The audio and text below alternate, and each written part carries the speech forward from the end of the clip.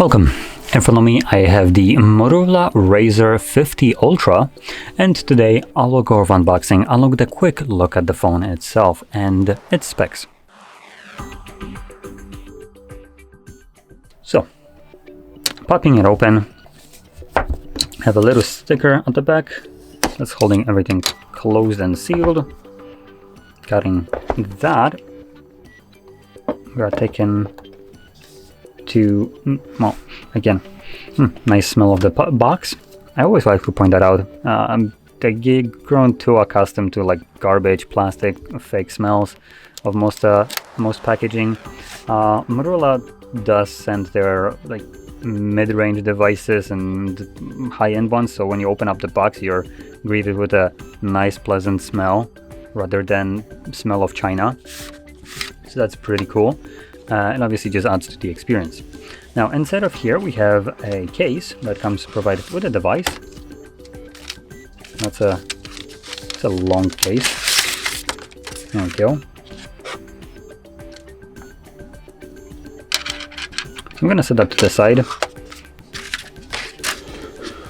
Now next we have the phone itself. Actually, before I peel that, please do not remove the attached screen protector or use third-party screen protectors. Doing so will void the device's warranty. Now that is a thing that's basically mentioned for most foldable devices, I think, at least as far as I know. I know for a fact that Samsung also has this, but I don't know if Motorola does the same thing as Samsung, which is if the screen protector starts peeling off, they do a free replacement as long as the device is on warranty. And after the warranty, it would cost you like, I don't know, 25 bucks or something like that. So it's a very reasonably priced, I would say. Of course, it had to rip. There we go. So here we get the phone itself. Very unnoticeable crease when you're holding the device. Wow, that is, holy crap, that is like almost invisible.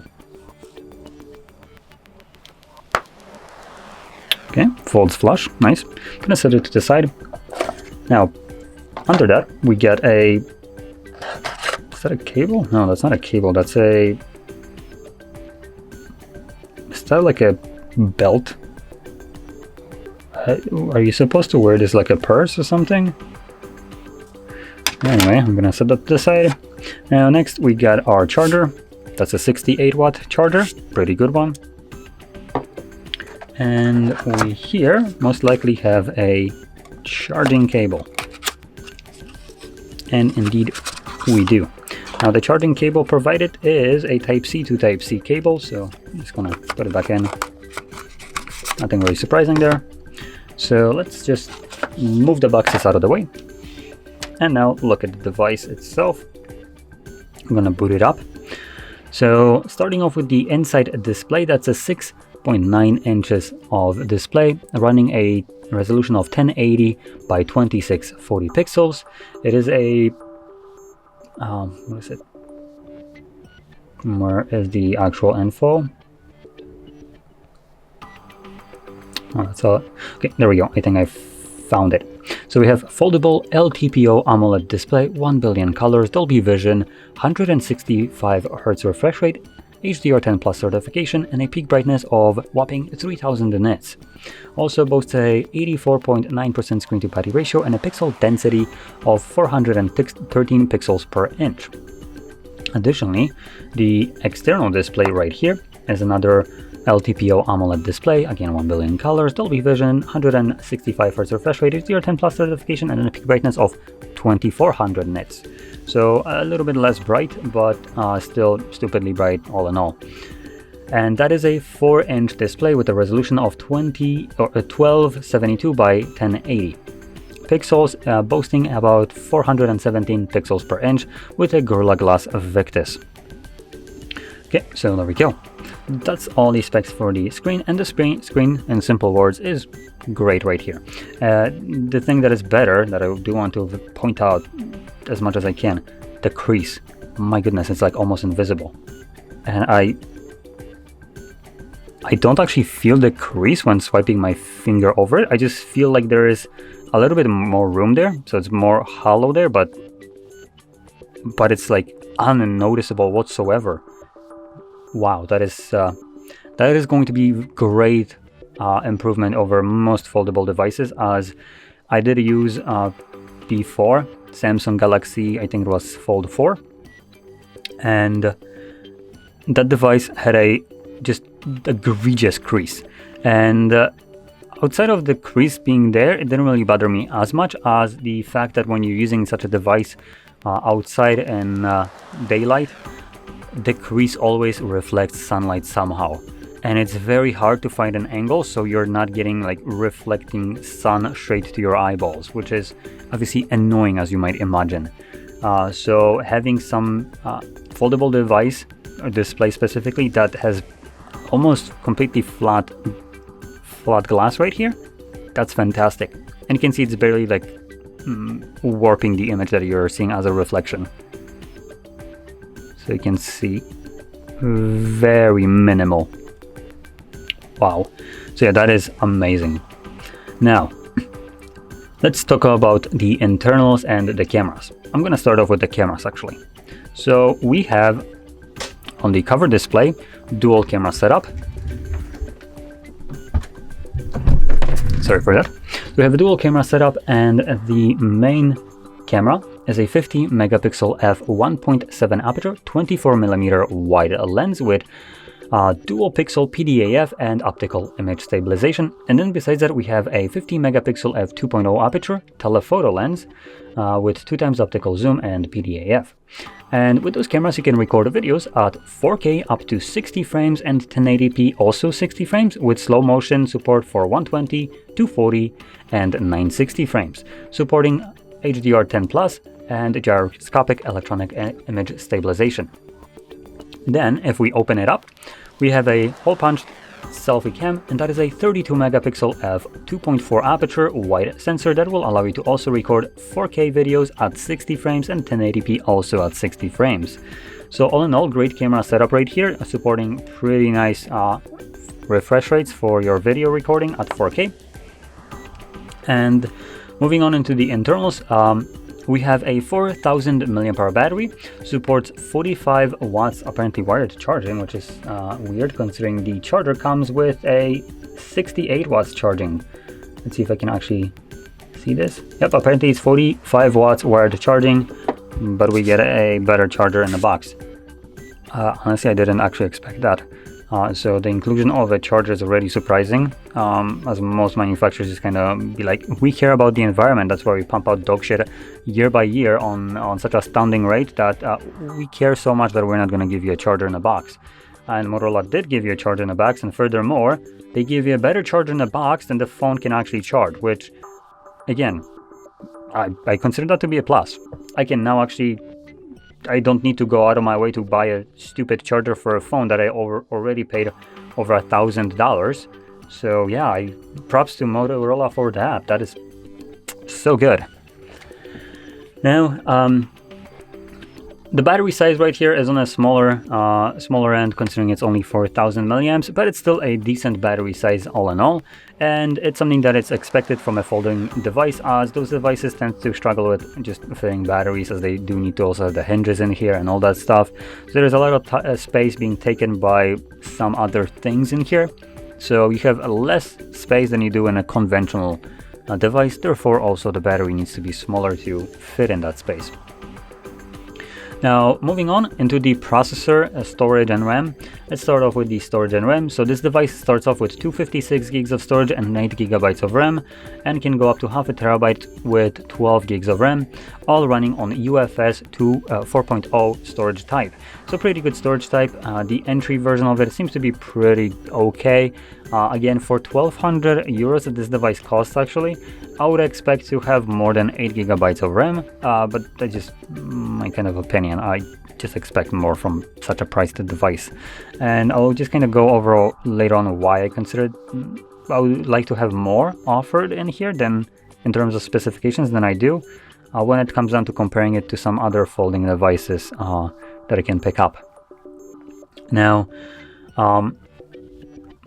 With the internals, additionally, we have a Snapdragon 8S Gen 3 processor in here. So again, a flagship grade processor, though I think the 8S is the kind of like a lower end version of the Snapdragon 8 Gen 3. So again, a bit of a step down, I think, if I'm correct, but still very, very good processor nonetheless.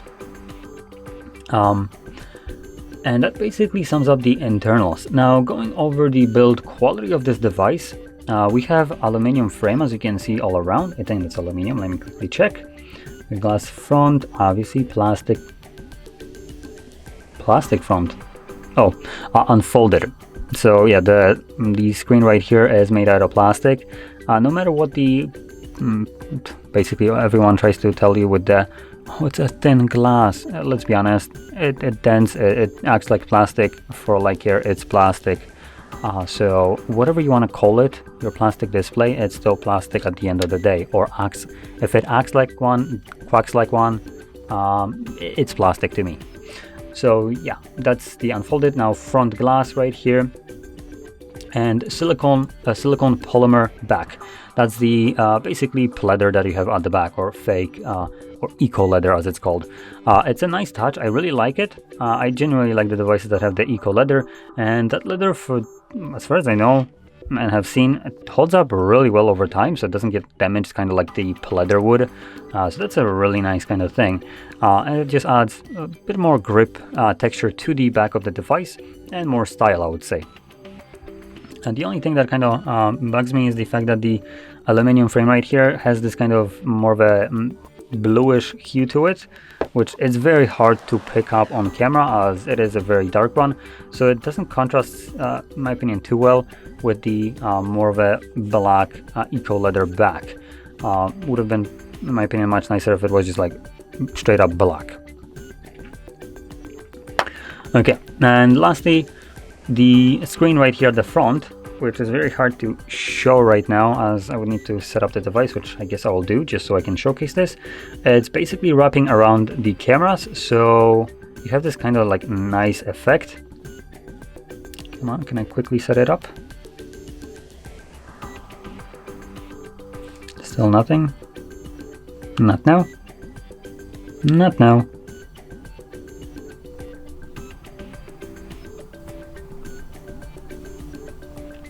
And let's see, can we get it now? And we do. And that is a gorgeous front cover display. It's taking the entirety of it, wrapping around the cameras and the flash right here, and it looks just stunning. Let's see, maybe later. Now, it looks like it's running technically just a home screen, but not really. As you can see, it does look a bit different. So it has pages to it. You can open up applications from here and utilize them as you normally do. You have the navigation buttons right here, but it's not the same as the actual home screen. If you open it up, as you can see, it looks different. We don't have these kind of wonky pages as you do right here. So you have contacts, sync, some applications, games, widgets, and we're back to the first one. So it's kind of more resembling like a watch face right here, with the usability of it and the pages that it has, rather than a typical Android home screen. But still, it allows you to just launch, I would say, I think, all the applications from here anyway, and have just a typical look to them. Though keep in mind, some content might be hidden behind the camera. So, oh no, never mind. They actually thought about it, so it just kind of becomes a bit of a kind of like a dock right here. So no content should be actually cut out by the cameras, which is a very good design right here. So yeah, anyway, there we go. That's the Motorola Razr 50 Ultra. Now, like I mentioned before, I was going to give you a comparison to some other devices and what they offer, and that would be just the Samsung folding phones. Now, the reason I'm pointing that out, typically they would be more expensive, but if you go for the previous version, so right now I think Samsung has the Fold and Flip 5. If you go for the Fold or Flip 4, the previous generation, you will have a cheaper device, I think, than this one. So let's see, if I go to I'm gonna quickly check on basically equivalent of Amazon in Poland. So Fold 4, Samsung. Now Fold 4 is typically the more expensive one, and you can buy one for, oh wow, wow. So it costs 3,299 PLN, which is what is that actually? Equates to PLN. That is new, by the way, I believe, right? Let me just actually make sure that that's new. Okay, this one actually isn't. Ooh, yikes. So that's not new. But, whoops, this one should be. Let's quickly check. Yep, so I'm looking at a new one, and that is about $1,000. $1,000. Now, I'm pointing that out because previously Fold 4 would cost $1,800. Now, this one costs $800 less, basically. And you might actually find better deals than this one. This is just the first one I found, and I know for a fact I've seen before that these devices sell even less. So time isn't necessarily the kindest to them, and it's also one of the devices that will be harder to sell secondhand. So if you wanting to maybe buy it and spend a little bit more on it, you think that you're gonna get some of the price back later on, I would discourage you from having this kind of logic. As a person that will be buying such a device, if you're already spending massive amounts of money, you don't want a phone that has been opened and folded God knows how many times. And the reason for that is that obviously the folding part will damage over time. You don't know how many times it's been used and how it's been used, so you probably wouldn't want to risk that you're gonna buy a phone that looks okay and then, I don't know, half a year later it's just gonna start crapping out on you because the display gets damaged or something like that.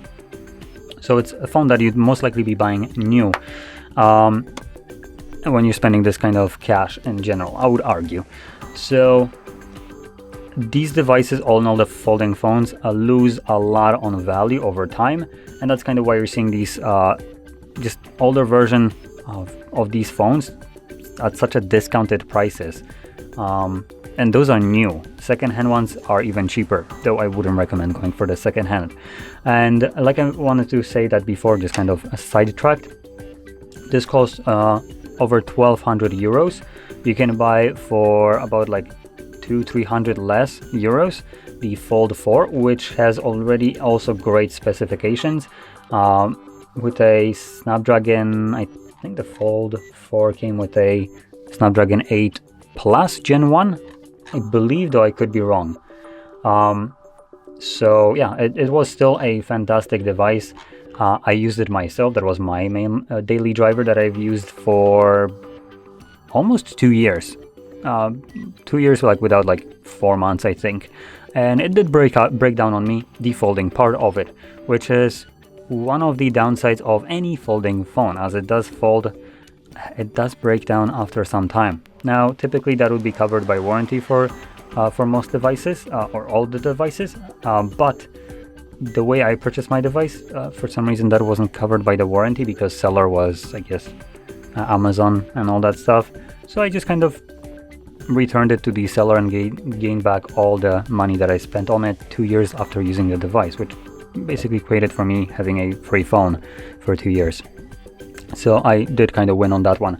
But like I said, I was very lucky that my phone broke a couple months before warranty ended. Otherwise, I would have to pay out of my pocket to replace that inside screen on the Fold 4. And the way they're designed, the screen is part of the actual phone itself, the frame. So you need to buy the screen with the frame and then replace the internals. That's something that you need to pay the service to do, as it's not an easy thing to do, even if you have repaired phones before, I would say. So yeah, there we go. That's my opinion overview of this phone and generally the folding devices. I do like them. I do like the folding phones more, the big ones, as they offer more versatility, and actually if the inside screen breaks, you have still a much more usable cover display compared to this one. This one, it looks fantastic, works great, but it's it's kind of cut down version of the inside one. So if you're going for a folding phone, I would probably recommend going for the bigger one if you can go for such a one. Maybe you just want a kind of like a tiny one like this one. But all in all, I feel like these kind of devices are a bit worse when you can buy something like a candy bar phone like this one and not have the hassle of it breaking over time by just continuously folding and unfolding it. So it's going to have a better longevity and durability compared to this one, and also cost less. So these are obviously all the points that you might want to consider when picking up a folding device such as this one. And like I mentioned, I would recommend going probably for the bigger one if that isn't a problem for you, the size, as it's going to give you better versatility compared to this one. This is just a normal phone but folded in half, with the downsides of folding phones with no upsides of folding phones, I would say. Now, with that being said, hopefully you found this video helpful, and if you did, don't forget to hit like, subscribe, and thanks for watching.